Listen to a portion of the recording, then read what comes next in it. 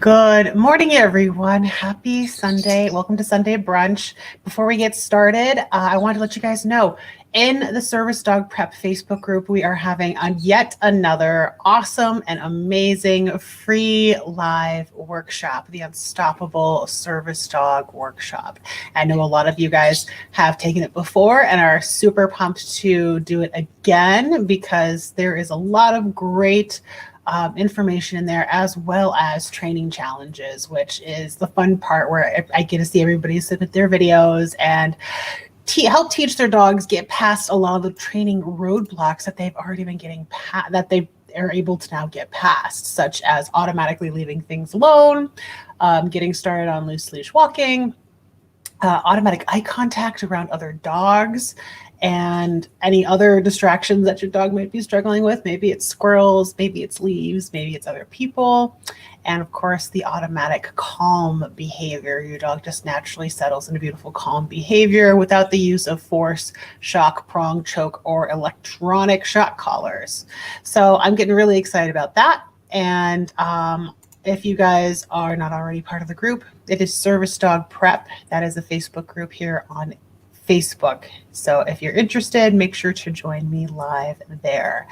Now, with that being said, welcome everybody. As a reminder, please allow StreamYard permission so that when you're chatting and talking to me down here below during Sunday Brunch, I get to see who's talking with me, because I'm posting on multiple platforms and it's not going to be easy for me to chat with you if I don't know who's coming in. Hello, Jules. Nice to see you here. I know you're getting excited and pumped up for the workshop, so me too. Now, if you guys haven't been here on Sunday Brunch before, let me give you a quick rundown. So here on Sunday Brunch, we go over the latest dog-related news. Today, I've got two service dog related articles to go over. Oh, hello, Facebook user. Yeah, this is how, if you don't give StreamYard permission, this is how you show up on my screen. I don't see who it is. And you might just need to refresh the page and in order to give StreamYard permission. But once you do it once, it's there forever.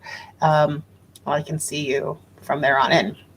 Yes, Jules, can't wait. Yeah, super, super exciting. I can't wait to help you guys with your dogs as well.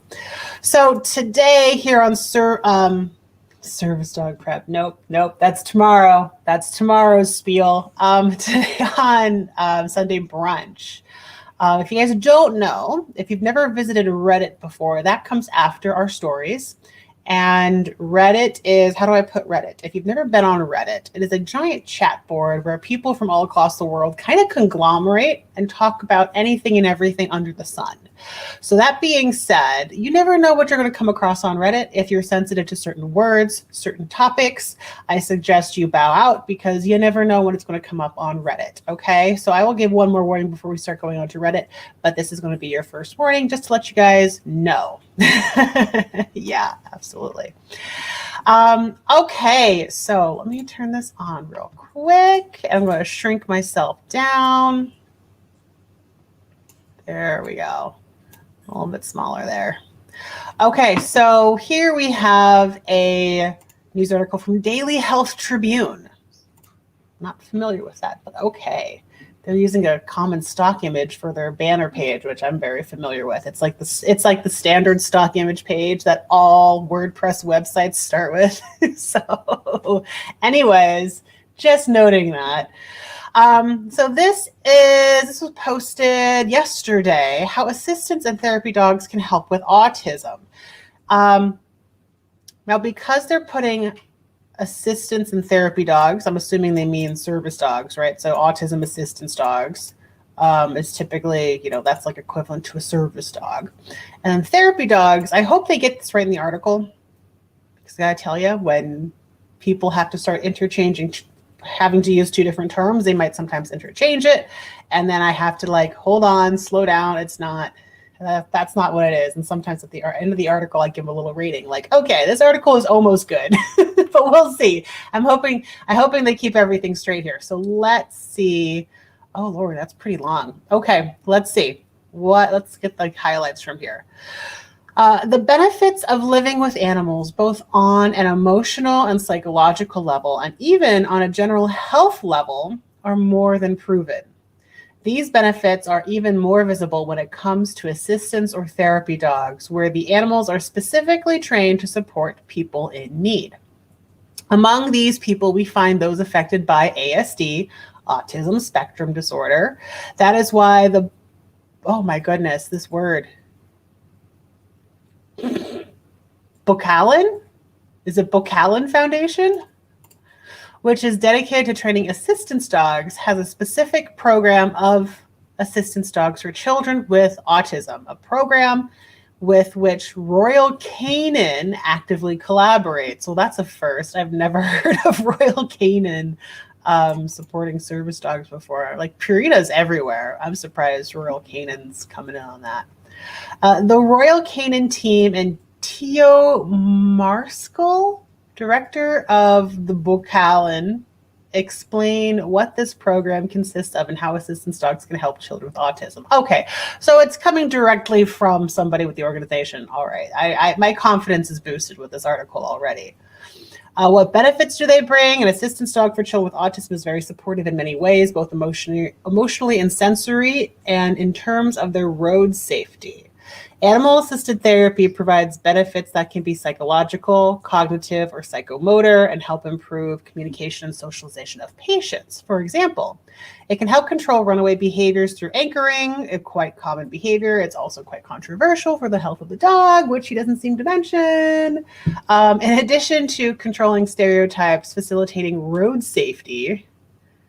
I'm not sure what he means by that. Road safety, like walking next to a road because it is anchoring. That's what it sounds like. Achieving more fluid walks and controlling reactions such as tantrums. That's what it says here. Oh, tantrums or tantrums. It's right there. It's right there. They can also contribute to improving sleep patterns through contact with the dog. To achieve this, the needs of the child in particular are analyzed, and from there, the dog is trained to help them as much as possible. That is, the same dog has all the skills. They follow a basic social obedience training that is the same for all dogs, and then specific skills are worked on according to the needs of the child and the family. Yeah, so that's right. Attend, what is this?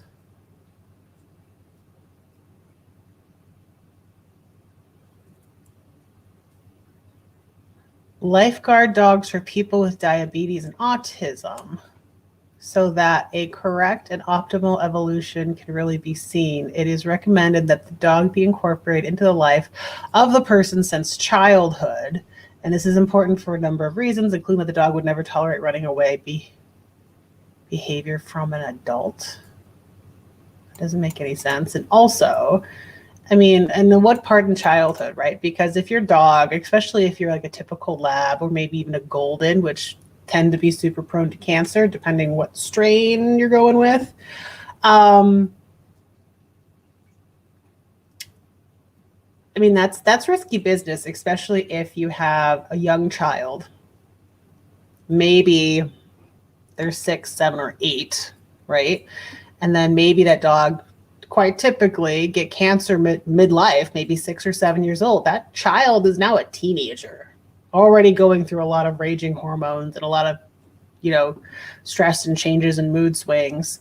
So in addition to becoming a teenager, and maybe depending what side, where on the spectrum you are, and now your dog passes away, like these are things that you have to consider. So just putting a pin in that there. Just putting a pin in that. In the case of adults, the behaviors are usually already quite reinforced, internalized, so it is more difficult for the dog to achieve the same effect. Although everything depends on the evaluation made by the psychologist. What? Lifeguard dogs for people with diabetes and autism. So they're saying for both diabetes and autism, it's better to do it earlier in life. And in the case of adults, the behaviors are usually quite reinforced and internalized, so it's more difficult for the dog to achieve the same effect. They're not being very clear. How can a family get a service dog? Contrary to what is thought, not all families are prepared to receive a dog, and in not all cases the dog will be able to perform its functions. So if this is the case, there's no point in continuing with the process. It must be borne in mind that the dog implies assuming responsibilities and that a lot of involvement is necessary. Always, I mean, you're going to be on a learning curve too. If it is considered that both the family and the dog are suitable, the training begins, which consists part of social obedience with the family and specific skill phase, which can last between 6 and 15 months. Interesting. I mean, every organization's a bit different in how they run things, right? Okay, and then they go in the difference of therapy dogs, which is good. They continue to say that assistants and therapy dogs are different. The former accompany and live with the person, while those in therapy are a support for the therapist and work with different patients. Yeah, absolutely. Okay, so that's cool. Royal Canin collaborates with other initiatives such as Program for Support Legs, COVID-19, which seeks to provide the therapeutic support to pediatric patients with neurological damage and neurocognitive okay. Once guide.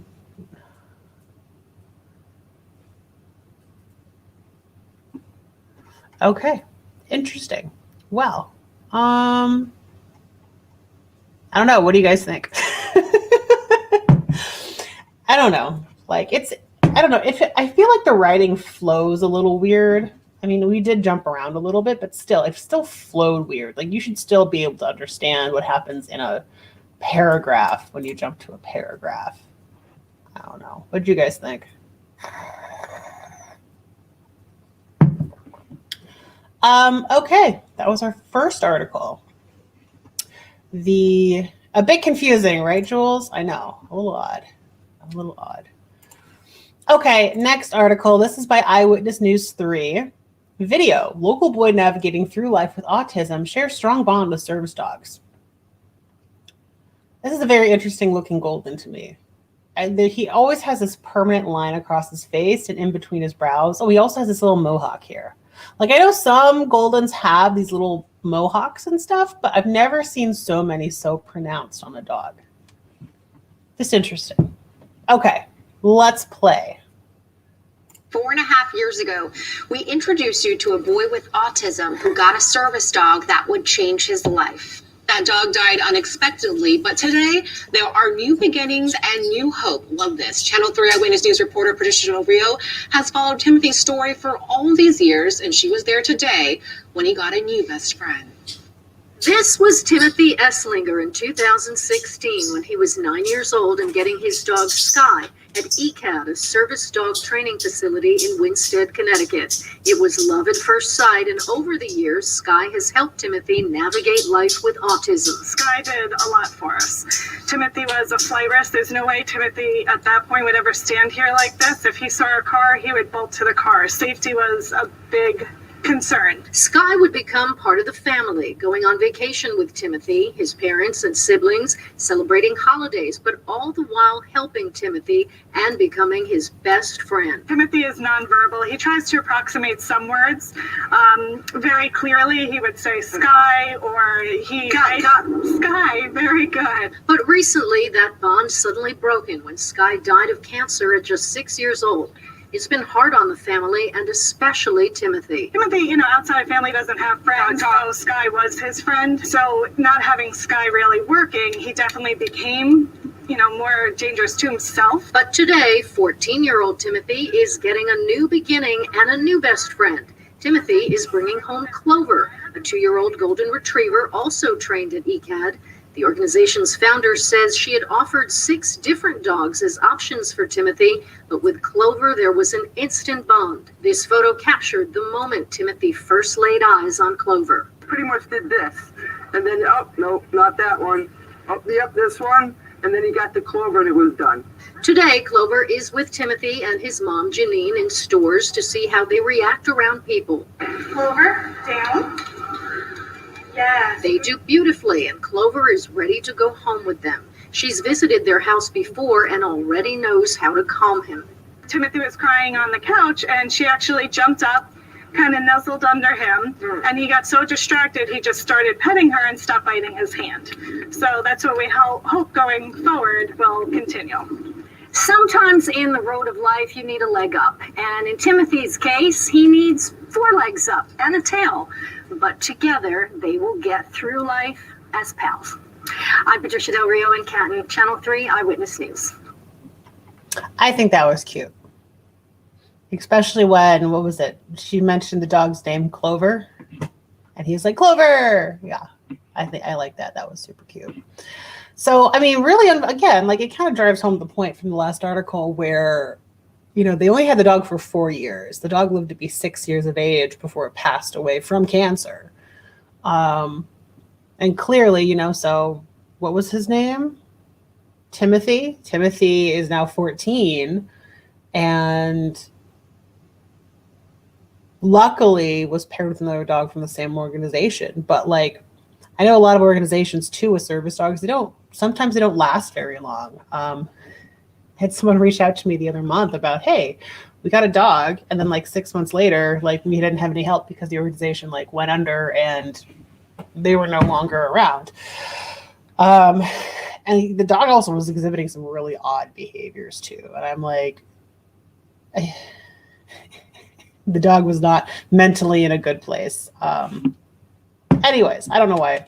It was just kind of a side note that, you know, one of the things that can and has happened in the past. So what'd you guys think? I think that was a cute story. Let me know your input. Don't let me talk to my plain white office wall. I do not want to just talk to my office wall. It's here to connect. Also, how was your guys' week? What did you guys do during the week? How was your weekend? Are you getting ready for the upcoming week? What are you drinking? I'm drinking a bottle of water. If you're drinking a mimosa, let us know. We will all be envious because that's what you drink during a brunch. Yes? We all drink mimosas during a brunch. Okay, so with that being said, we are now going to be going into Reddit. Now, before we get into Reddit, I want to, again, remind you guys really quickly, if you are sensitive to certain topics, certain words, certain this, certain that, maybe somebody in the house who's next to you who is listening to this is also sensitive, put on headphones, leave to another room, leave if you don't want to watch any of this on Reddit. But really, we want to have a good time on Reddit. I can't guarantee that. But I can give you a warning and have you choose to stay or leave. All right. Yeah, Jules, I think it was definitely nice that he can get another dog. I mean, they're expensive for sure. And it takes a lot of time and effort for that training. Your week was a bit busy. Okay. All right. It's going to be busier. We got the workshop coming up. It's going to be super jam-packed. Okay, so here we go. We have a couple of different subreddits here. We have a couple new ones. This one I haven't seen before. It's called Be Amazed. I bet you will be amazed. There's also subreddit Space, which we haven't seen in a while. I love my Space Reddit. We also have the Funny subreddit, always a good standard. Of course, Next Fucking Level, which seems to make it here every single week. And the last one, subreddit. Aww. So we'll probably have time for about 2 subreddits here today. Let me know which one you want to do. We have Awe, we have Next Fucking Level, we have Funny, we have Space, we have Be Amazed. So we'll have 2. Let me know which one you would want to go first or second. And we'll kind of go from there. Okay, if I don't hear anything from you guys, I'm just going to pick which ones I want to do. This one actually looked pretty interesting because of this. I read this. Oh, Be Amazed. Oh, congratulations. We are in Be Amazed. This one I saw before I got in. So what does it say here? Sears once sold homes through their catalog. These kits included everything a home required, including plumbing, heating, and wiring. Parts arrived by train to the buyer, who then had to assemble it themselves. Many of these houses still stand today. Now, I do have a question, though, because when you zoom in, I mean, it's all very similar, right? It says 1916 and then 2016. So it's it's a 100-year-old house. And well, over 100 years, but from these photos, right? So, I mean, this is the same, but the thing is, I don't understand how, do you see this? What is it, a trellis? What is this part? They added it in under the windows. I'm trying to see it here. It almost looks, maybe it is wider, but it looks like it's the same width. I don't understand how they did that. And I'm wondering, is that something that you can do with the same home, or is that part of a different kit that they did? I don't know. Questions I have. I have a few questions. But anyways, that's pretty cool. If anybody knows, comment, because I am not a house builder.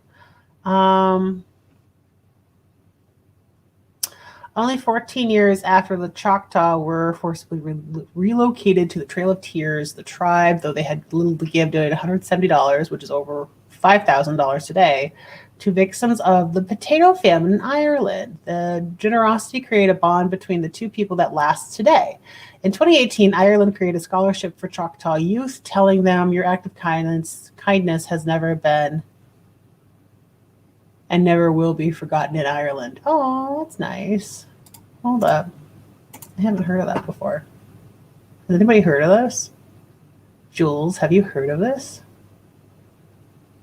The Irish returned this generosity by donating 2.5 million euros during COVID, which severely affected Native American tribes. Source, Google and Irish Times. What? Navajo Nation says Irish generosity is the good in all the bad that is going on. What? The Navajo appealed for help in March as the first virus threatened. That appeal was noted in Ireland. Irish people recalled the support of another Native American people, the Choctaw Indians, during the Great Famine 175 years ago. The money to the Navajo GoFundMe appeal started to come in from Ireland, and it keeps coming. A cursory glance reveals names including Amy Hefferman. I'm not going to read all these names. U2 drummer Larry Mullen has also donated $100,000 to the fund. To date, at least $3 million has come directly from Irish people living in Ireland, according to the Navajo Nation Attorney General Doreen McPaul. It's quite overwhelming at a human level. It is the good and all that's bad that's going on. Oh my God, that's so nice. That's amazing. Which, again, probably why the French still hate us. Because shit, that happened a long time ago. That's amazing, though. And the Navajo GoFundMe page can be found here. Official Navajo Nation COVID-19 Relief Fund. Almost $2 million has been raised. And that was out of a $1 million goal. Oh my God. For more information, see navajo.fund or call. For official information on COVID-19, the official Navajo Nation government website is, there's a Navajo Nation government website? What? What? I did not know this. That is so cool.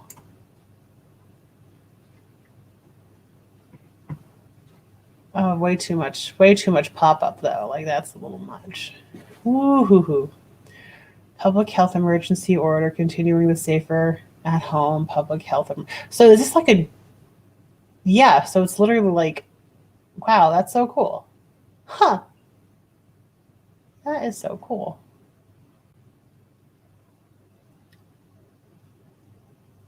Public health emergency orders, March 26th.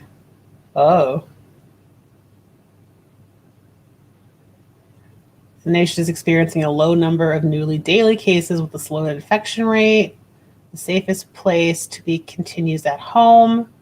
According to the CDC, limiting face-to-face contact is the best way to reduce the spread. Whoa. Huh. That's incredible. Well, good. That's really awesome.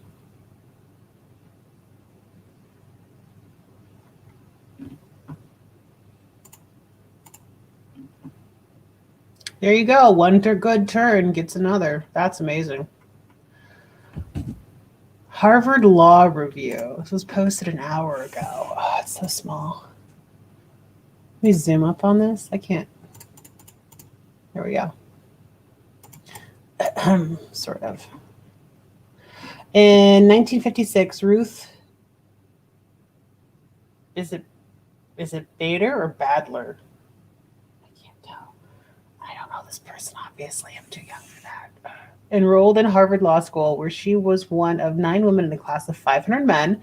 After her husband was diagnosed with testicular cancer, Ginsburg attended class and took notes for both of them, typed her husband's dictated papers, and cared for their daughter and her sick husband, all while making the Harvard Law Review.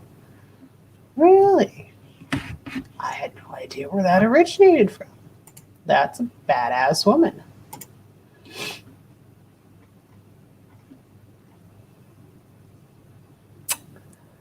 History's biggest smartass. Okay, this is History Hustle. I can't pronounce any of these words. Oh my lord. Tribulette? Is that the name? Tribulette? Yeah, isn't it interesting, Jules? A notorious jester for Louis the XII,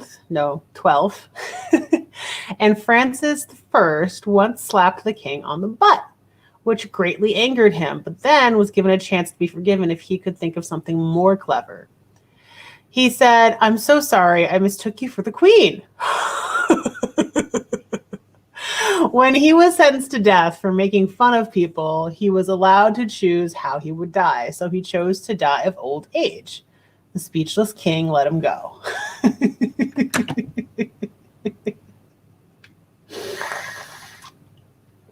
That can't be real. What?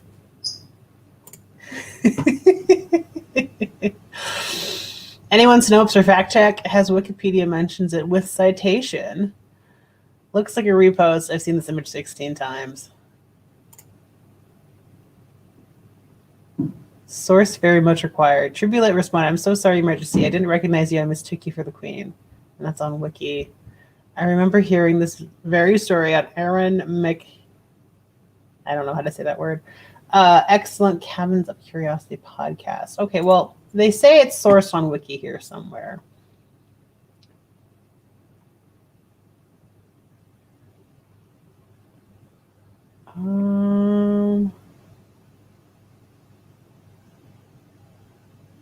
Okay, where are the sources? We have 3 sources. Archive from the original Tribulate. Lacour. Historia. Archive from the original. Okay. Oh, here it is. It's the first one. The Maker of Modern France. Or no, it is from a book. Retrieved 2019. Whatever this book is, right here. Francis I, The Maker of Modern France. Yep, there it is. There's the little excerpt right there from that book. Okay. Well, who knows if it's true. Well, that's funny. Yeah, that is really funny. That's hysterical. Oh, that's awesome. No.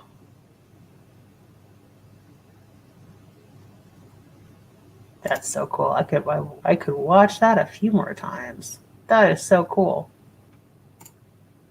Where is that? Oh, it's so cool. Oh. Paris, France. Very nice. Very nice. Very nice. Oh, yeah, I've seen this one. Crocodile swimming through seagrass.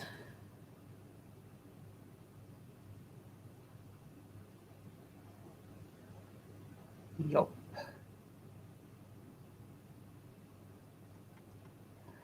Paul Scott and Rebel Haze, the amazing duo. 9th grader Paul Scott is blind, but he runs cross country with the help of 4th grader Rebel Haze, who guides Paul through courses with the use of a rope. Rebel trains every day so that he can keep up with the older kids because he never wanted to let Paul down. Aw, that's really nice. So he's like a guide runner, guide dog, guide runner. There you go. There you go. Huh. Cool. That's awesome parenting right there. I mean, come on. Come on. That is awesome parenting. Mount Bromo fog. Mount Bromo. Where is Mount Bromo at? Oh, that's the wrong window. Search Google for Mount Bromo. Active Soma volcano and part of the Tengger Mountains in East Java, Indonesia. At 2,329 meters, which is 7,641 feet, it is not the highest peak. That's cool. Oh, look at that. Look at that. Have you ever climbed a mountain? And it doesn't have to be something crazy like this. I want to scroll so you guys can see this better, and it's not working. Hold up. There we go. Oh, there we go. Have you guys ever climbed a mountain before? Never? You've never climbed a mountain, Jules? I mean, I've gone rock climbing. That doesn't count, right? But it's like the fake rock climbing. That's not like on the side of a mountain. And we go hiking. There are a couple of, like, I guess compared to this, they're short hills. But it's like quick elevation, and it's a lot of effort and a lot of work. Like, I am not good at elevation climbing at all, or hiking, or whatever you call it. I am not good at it. Oh, you have climbed a mountain. What did you climb? I need to know this now. What did you climb? All right. I think that pretty much exhausts. Oh, yeah, and there's the same meme again. Francis, I can't with these names, man. I can't with these names. And I'm sure if you do boxing or UFC, you understand, you know how to pronounce it. I do not. I don't follow that. I don't know. Grew up in extreme poverty in Cameroon, and at age 10 started working in the African sand mines. He migrated from Cameroon across the African desert to Europe in pursuit of his dream of becoming a professional fighter. This year, Francis became the UFC heavyweight champion of the world. Really? 2021? Is that true? Miss Mountain Climber Jules? Do you watch UFC? Huh. Good. Yeah, and I mean, like, that's the thing. Like, once you go through shit, everything else is easy. Everything else becomes a breeze. Like, you got to work out for 12 hours a day or practice and do moves for the same amount of time every day, 365 or 5 years. Awesome. Easy. Let's do it. I can, you can focus it. Oh, you don't know? Okay. But like I remember coming out of college. And when I came out of college, I left my parents' home after a huge fight. My dad was very emotionally abusive and manipulative for many, many years. He's very much like the way he acts is total narcissistic, and he's very self-centered. He's called himself God before. I am God. Yeah, screaming it in my face. And like, I had a traumatic childhood growing up, and part of that, he was ADHD, but I didn't learn that until like I was in my college years. And I got diagnosed with ADHD much later on, but I had depression, undiagnosed depression, anxiety. I just thought that's how the world was. Like, I was constantly on edge all of the time. And college was probably one of the least enjoyable experiences throughout my entire life. Like, I didn't really have a social life. I could never fully relax, for years. For years, I couldn't relax. And I remember on my graduation day, which my parents did not attend, my mom wanted to come, but my dad did not. Again, narcissistic, manipulative, emotionally abusive, ended up turning physically abusive. I did have to end up calling the cops. And because he didn't want to go, because I didn't want to speak to him ever again. It's been 10 years. I haven't spoken to my dad in 10 years. Like coming out of that, like finally graduating, finally getting a job, finally doing all that, I felt the weight of the world come off my shoulders. I was like, oh my God, like I'm free. Like I don't have to be in school anymore. I don't have to worry about getting tests, like doing tests and studying for 2 weeks ahead of an exam and still bombing the exam, right? Like I should have. I don't know. I lived by C's degrees, but I was constantly studying and constantly forgetting everything I studied because I was so stressed out. Like it was just in this loop and this cycle that was constantly going. And it was terrible. It was absolutely terrible. Like, I don't know how I survived that. I honestly don't know how I survived that. And everything else from there on in was like, everything's easy now. I remember leaving my very last exam that I ever took from that college. I was like, oh my God, like the weight of the world was off my shoulders. I don't know. Like that's just, it is what it is, you know?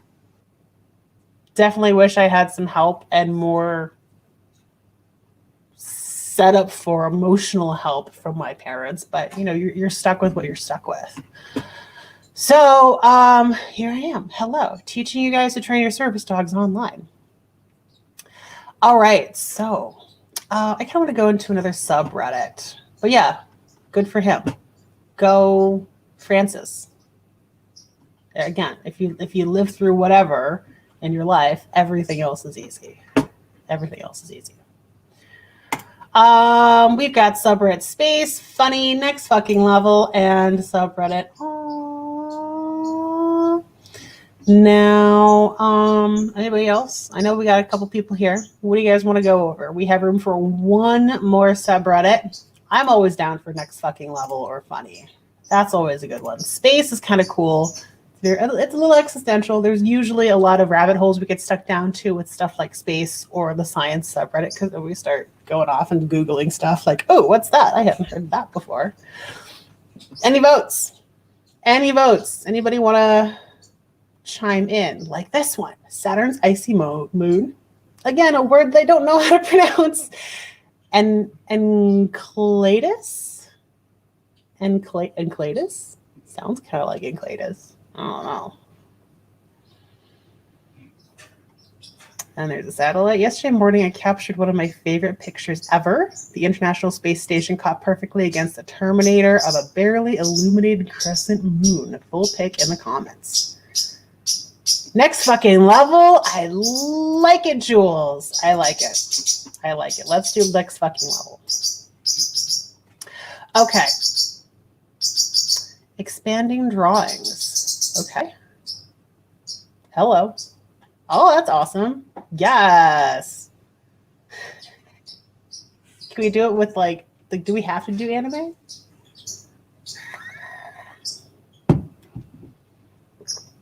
Okay. Jules, are you an anime fan?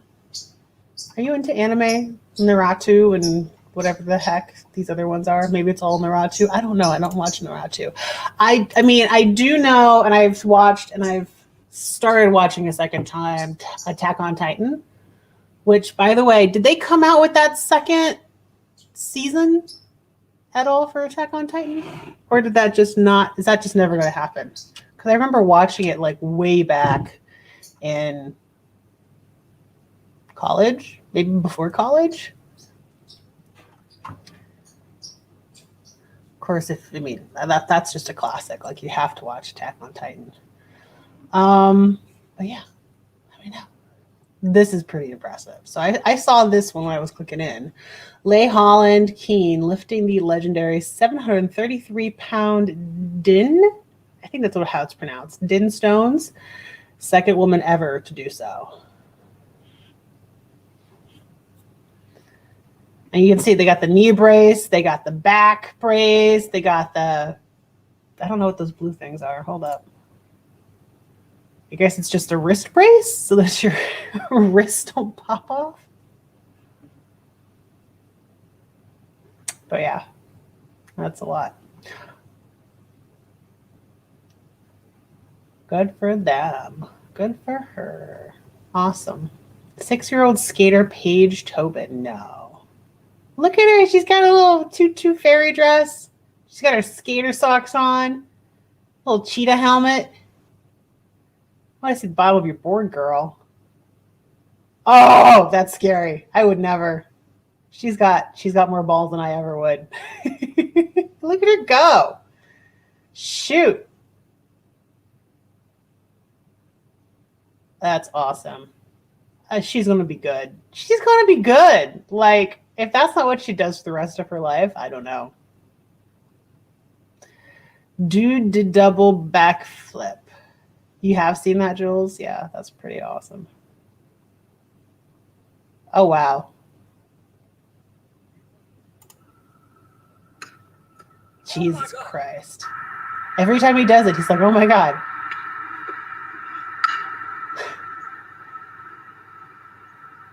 How many times do you have to whack your head? Look at that dance. How many times do you have to whack your head in order to get that right? Oh, wait, does that count? Poor Landon. He's like, does it count? I did it! I did it! Oh, I did it! Oh! Oh my God!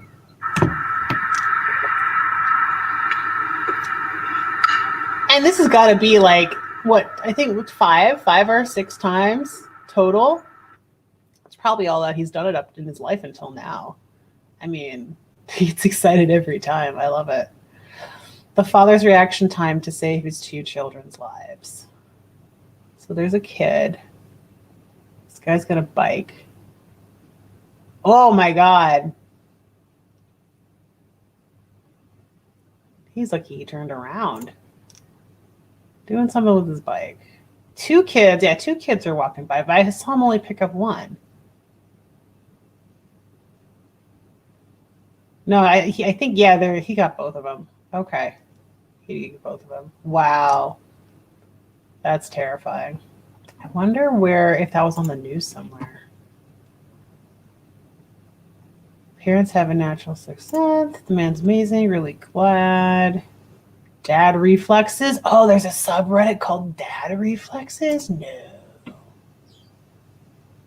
Yeah, he has to be a gymnast or something. Or maybe he's like a parkour kid. Parkour is big these days. Yup. Yup. Maybe not dropped on the head as a baby, but maybe you did a flip. So glad I didn't sleep in for 1 more second. Wow. Yup. I have a feeling this thread is full of them. The whole family has hands. Oh, there's mom saving him. There's dad saving him. How about just no more playing on the couch? Here it is again. All on the same. And this time he actually fell. This has got to happen a lot. Like, I'm just saying. Oh, you know what else is a really good subreddit? So we're not going to have time to go to it today, but if you are interested in perusing Reddit yourself, which you don't have to sign up, it's totally free, right? Like I'm here, up here, and it says, like here, it says sign up, right? Like I'm not even signed in. But if you wanted to, a really good subreddit with which I enjoy very much so. I don't have kids. Maybe this will be a little different for those of you who have kids, but I love the subreddit. Kids are fucking stupid.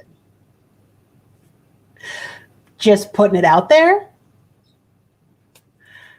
Yeah. But well, I mean, mom did some savings too, though. They all got, the whole family has hands, yeah. But kids are fucking stupid subreddit is fantastic. Also, love this. With them spending time together. I wish I had a dad like that growing up. Now that you guys know everything about me.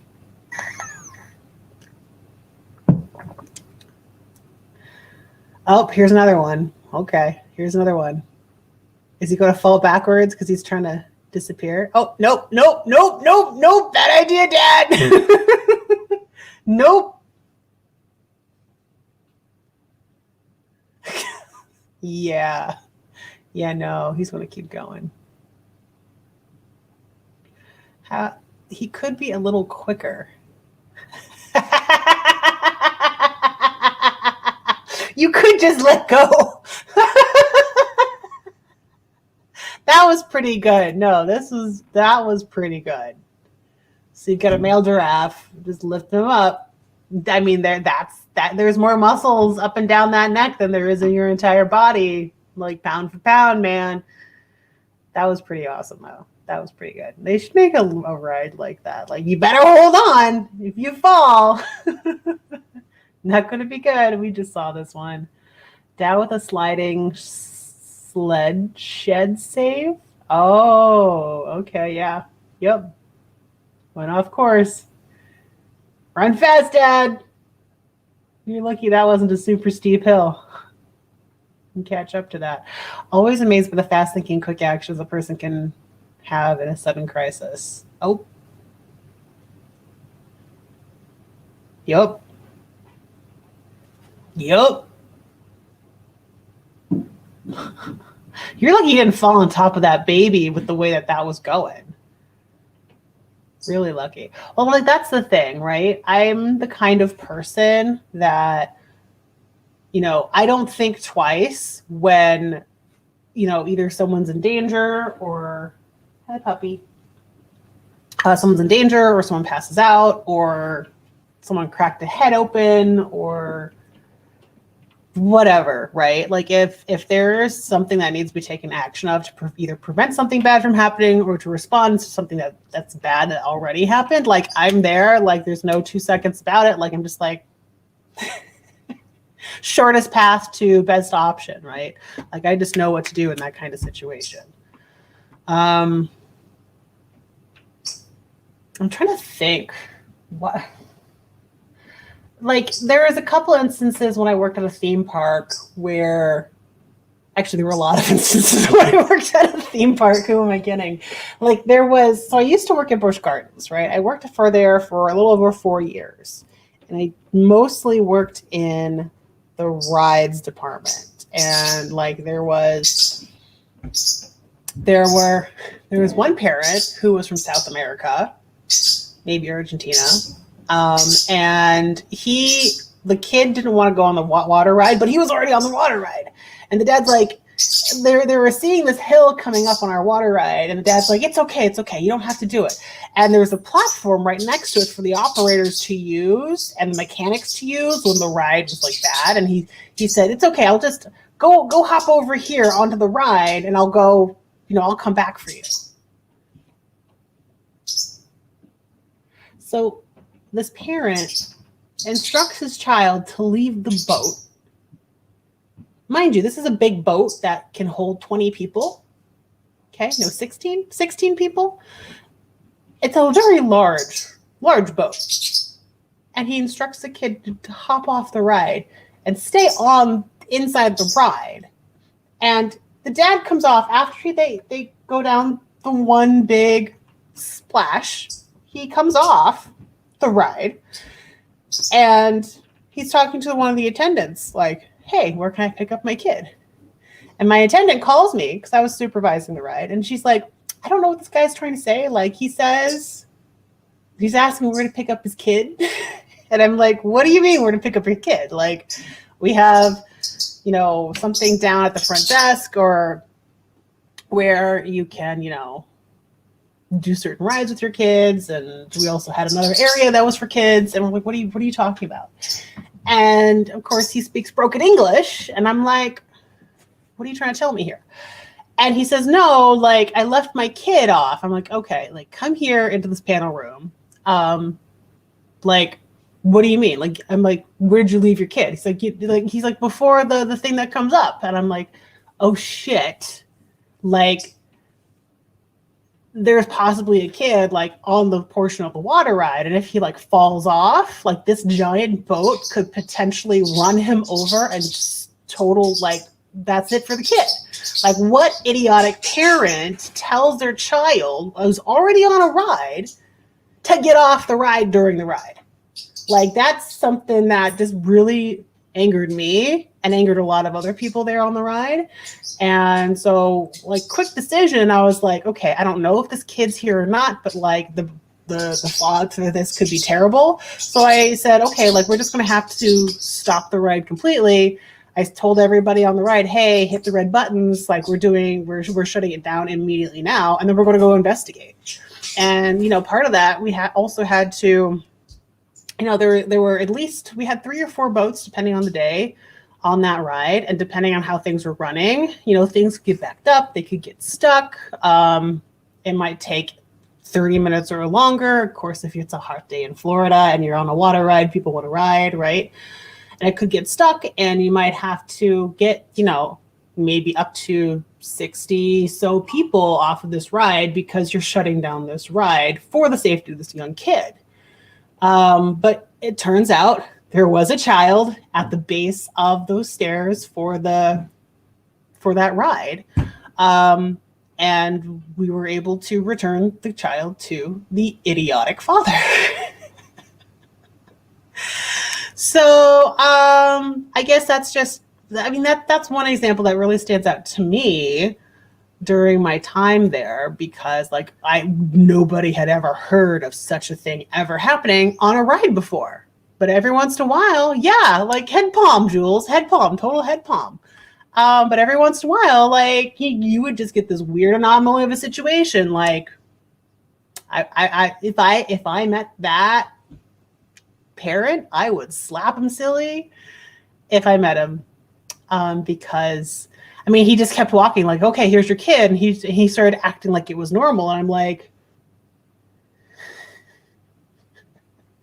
can we not just stop him right now and explain to him, like, your child could have died? Like, you understand, you don't understand the ramifications. But somehow he left quickly, and like somebody else returned him. And I'm like, we needed to like tell this guy that he was a complete moron. Like, there's no other word for it. There's the complete moron. And I get it, because I mean, I get that when you come into a theme park, whether it's Disney or Busch Gardens or Wet and Wild or wherever the heck you're going, right? I get that people's brains turn off and you want to have fun, but this was a whole nother level of idiocracy. It was really, yeah, it would have killed him. It would have killed the child.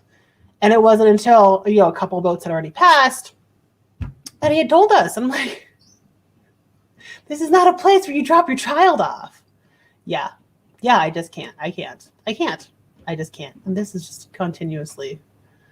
Anyways, that's all the time that we have here today for. Thank you so much for joining me. I'll make myself a little bigger. Oh, wait a minute. Zoop. And zoop. All right. Now, as a reminder, we are having our service dog prep starting tomorrow. Every single day I'll be going live, usually a couple times a day. And any questions, let me know. I would love to, so overprotective with my kids. I'm so glad you had a good time, Jules. So glad to see you here, and I'll see you more during the upcoming week. And I'll see you guys later. Thank you guys so much. And of course, go check out that subreddit. Kids are fucking stupid. It's a good subreddit. You'll get a few laughs, and your jaw might drop a few times too.